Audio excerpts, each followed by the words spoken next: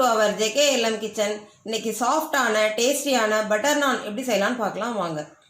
Butter நான் செய்ய 1.5 cup மைதா பவுலில் ஆட் பண்ணிக்கிறேன்.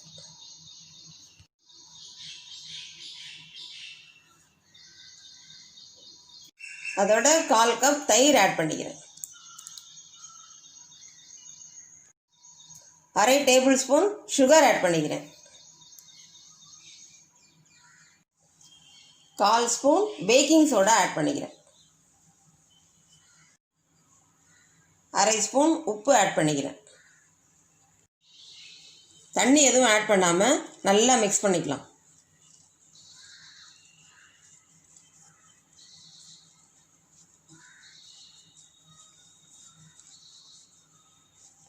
மாவு நல்லா மிக்ஸ் பண்ணிட்டோம்.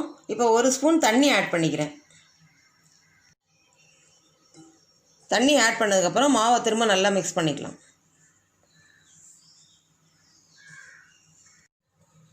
திரும்பவும் 1 ஸ்பூன் தண்ணி ஆட் பண்ணிக்கிறேன்.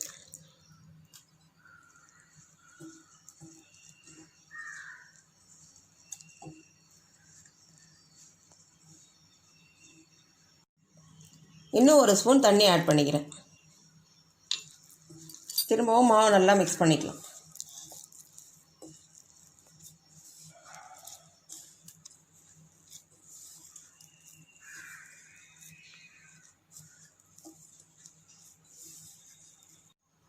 இன்னும் 1 ஸ்பூன் தண்ணி ஆட் பண்ணிக்கிறேன். கொஞ்சம் கொஞ்சமாக தண்ணி ஆட் பண்ணி நம்ம பிசையும் போது தான் மாவு நல்லா சாஃப்டாக இருக்கும்.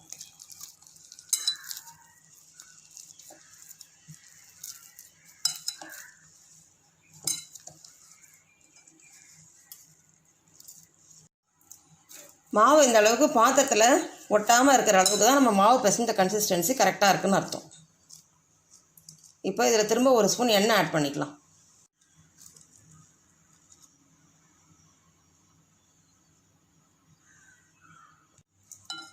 எண்ணெய் ஆட் பண்ணதுக்கப்புறம் மாவை நல்லா அழுத்தி ஒரு 5 நிமிஷம் பிசைஞ்சிக்கணும்.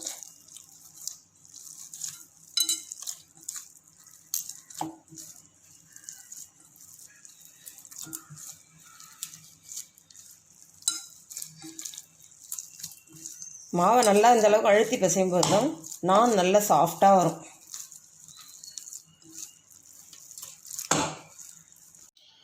மாவு நல்லா 5 நிமிஷம் அழுத்தி பிசைஞ்சிக்கிட்டோம். நம்ம பிசைஞ்சு வச்ச மாவை நல்லா உருட்டிக்கலாம்.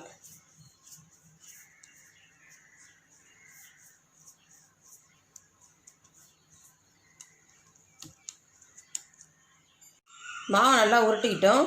இப்போ கட் பண்ணிக்கலாம்.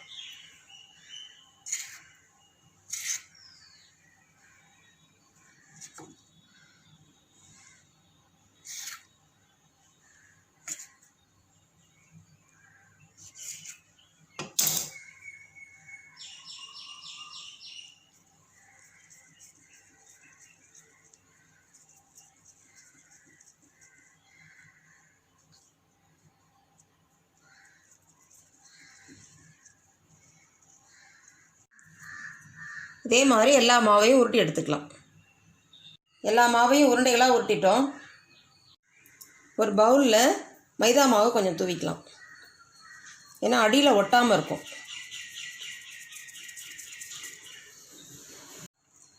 நம்ம உருட்டி வச்சுருக்கிற எல்லா உருண்டைகளையும் இதுக்குள்ளே வச்சுக்கலாம். கொஞ்சம் தனித்தனியாக வைக்கணும். அப்போ தான் எடுக்கும்போது நம்மளுக்கு ஈஸியாக வரும்.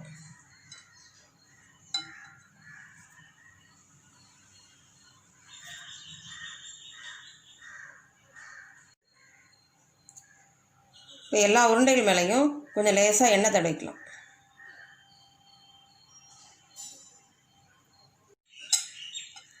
எண்ணெய் ஆட் பண்ணதுக்கப்புறம் லேசாக தடவி விட்டுட்டு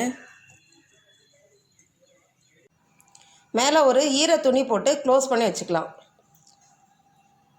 1 மணி நேரம் ஊற வச்சு எடுத்துக்கலாம். மாவு ஊற வச்சு 1 மணி நேரம் ஆகிடுச்சு. இப்போ ஓப்பன் பண்ணி பார்க்கலாம். மாவு உருண்டைகள் நல்லா ஊறி நல்லா பெருசாக இருக்குது. சப்பாத்தி கல் மேலே லேசாக மைதா மாவு தூவிக்கலாம்.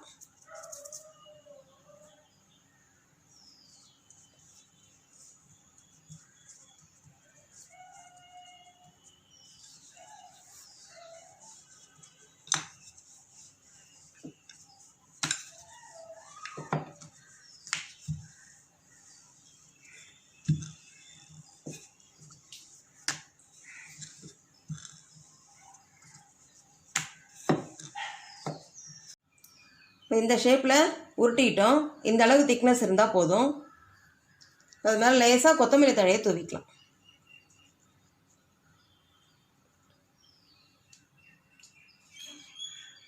திரும்பவும் உருட்டிக்கலாம்.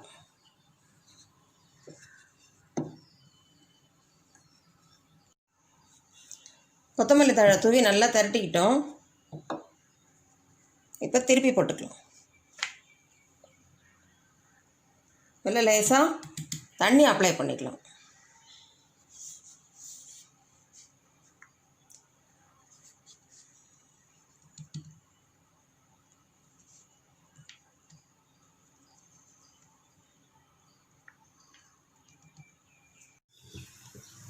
நம்ம தண்ணி அப்ளை பண்ண பக்கத்தை அடியில் தோசைக்கல் பக்கம் போட்டுக்கலாம்.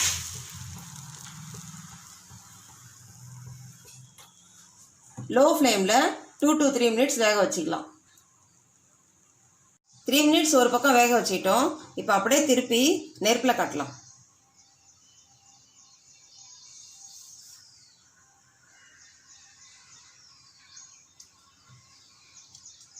நம்ம திருப்பி நெருப்பில் காட்டும்போது ஸ்டவ்வை ஹை ஃப்ளேமில் வச்சுக்கணும்.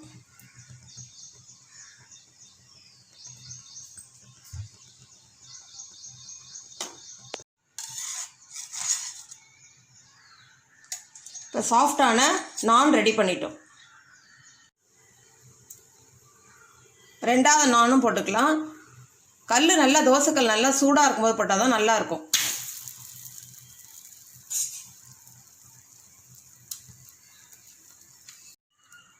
இதே மாதிரி எல்லா நானும் போட்டு எடுத்துக்கலாம்.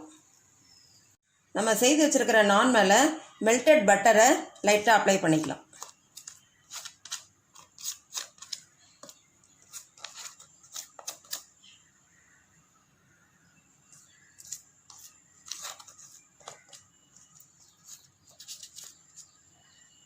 நல்ல சாஃப்டான பட்டர் நான் ரெடி பண்ணிட்டோம். இந்த பட்டர் நானோட பன்னீர் பட்டர் மசாலாவோ இல்லைனா கடாய் பன்னீரோ சேர்த்து சாப்பிட்டா நல்ல டேஸ்ட்டாக இருக்கும். இந்த சைட் டிஷ் 2 லிங்கையும் டிஸ்கிரிப்ஷன் பாக்ஸில் கொடுத்துருக்கேன்.